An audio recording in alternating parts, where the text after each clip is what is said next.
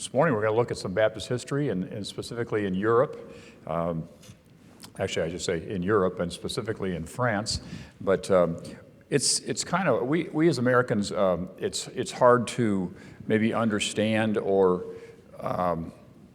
appreciate the changing borders in Europe through, they've been relatively stable for a few years, but countries' borders changes. What was once Germany and what was once France is divided up into 4 or 5 countries now. And so it's, I'm going to talk specifically, it's about France, but actually it is today's Belgium and Switzerland that we're really referring to. But it's also difficult because of the very strong Catholic influence and the fact that many histories or historical references to Baptist movement and spreading of the gospel have been destroyed over the years. So we'll know in heaven really what all happened in Europe, and I think it's probably a fascinating story. If you remember, a man we studied, Johann Anken, who is considered the father of the German Baptists, strong Baptist influence in Europe, and he personally, and then his own missionaries would spread out. He was in Germany mostly.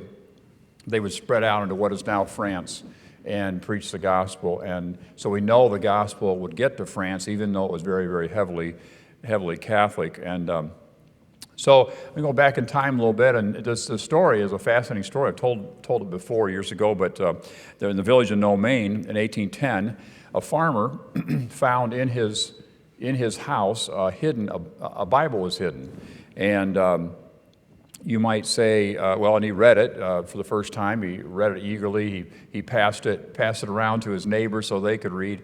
And you might say, why is that a big deal? It's the Bible. Well, the Bible, it was forbidden by the Catholic Church to read the Bible, especially in the common tongue.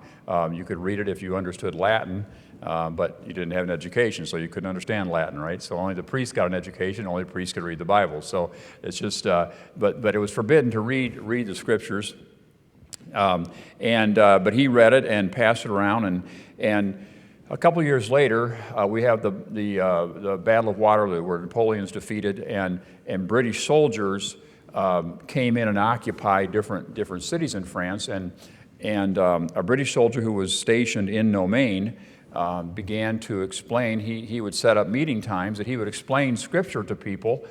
If anybody was interested, they could come and hear him. It's kind of like a Bible study. If you want to hear about the Bible, come and I'll teach you the Bible. This British soldier, and of course, people began to be saved, and a meeting house was built. And a few years later, a pastor was invited from, I believe, from Switzerland. His name was Henry Pite, and he was invited to come and speak to these people, and he then baptized 123 of them that have been saved in a secret baptism in the river at night, and then a small Baptist church was established from that beginning. So it's just interesting to hear how that all developed.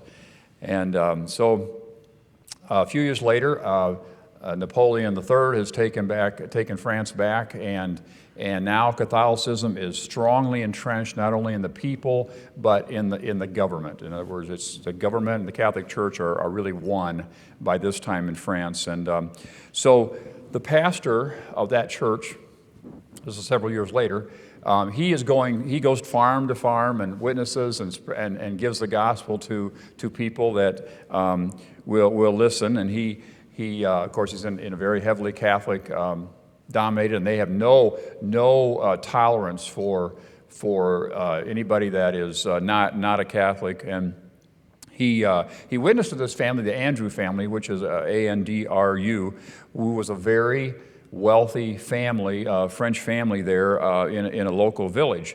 Well, soon enough, after he had witnessed them for several months, the family members began to be saved, and the father was saved. And the wife, and then several of the family members, and they began meeting on Sundays, and they started a Bible study, and a church would eventually grow out of that meeting. But That angered the local Catholic priest, that people were being saved and drawn away from the Catholic Church. And so a lot of pressure was brought on the Andrew family. This is a prominent family, again, in that area, and that really angered the priest. And so pressure was brought upon the only child at school. Eventually, he was driven from school. When the Andrew family needed reapers for the harvest, he couldn't find anybody because the Catholic priest had threatened that if you help this man in his harvest, you'll be excommunicated from the church. You'll never work again. And so you can see the pressure. But the real opportunity came when grandfather Andrew died. Now, he had accepted the Lord, and when he passed away, Mr. Andrew arranged for him to be buried in the local cemetery. So he made sure, he went to the different, the mayor and a couple different people in the town and made sure that it was okay for a non-Catholic to be buried in this cemetery. He was told it was okay, and made sure that it was okay that Catholic grave diggers were able to dig the grave for this non-Catholic.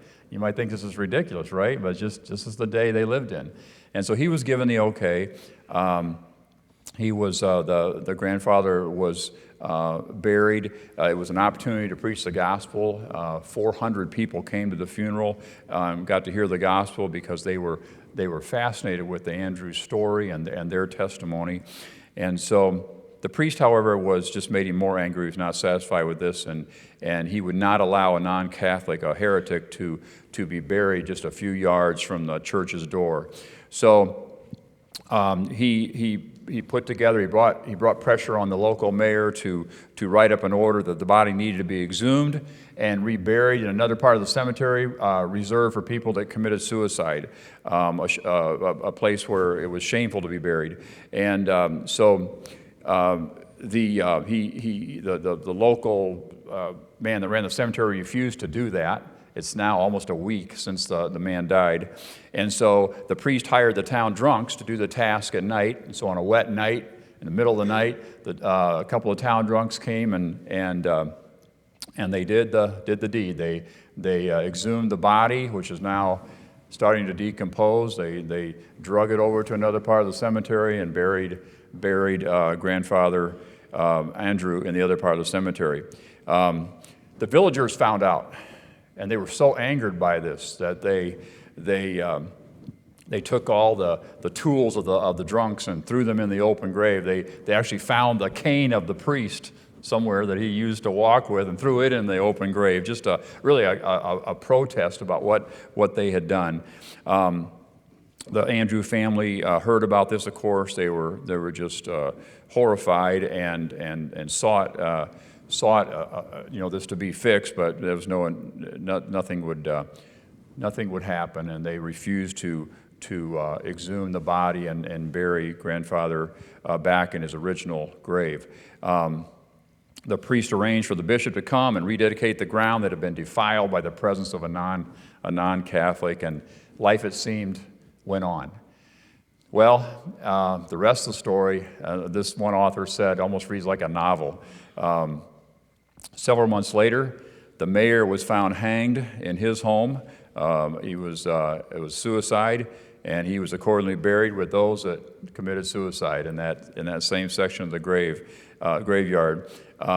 The man who was really like maybe another mayor, maybe the sheriff, I guess you'd call him. Some things came to light about his personal life, and he shot himself and was buried in that area of the cemetery. The priest was found to be immoral. He was convicted of immorality, and he was thrown out of the region in disgrace.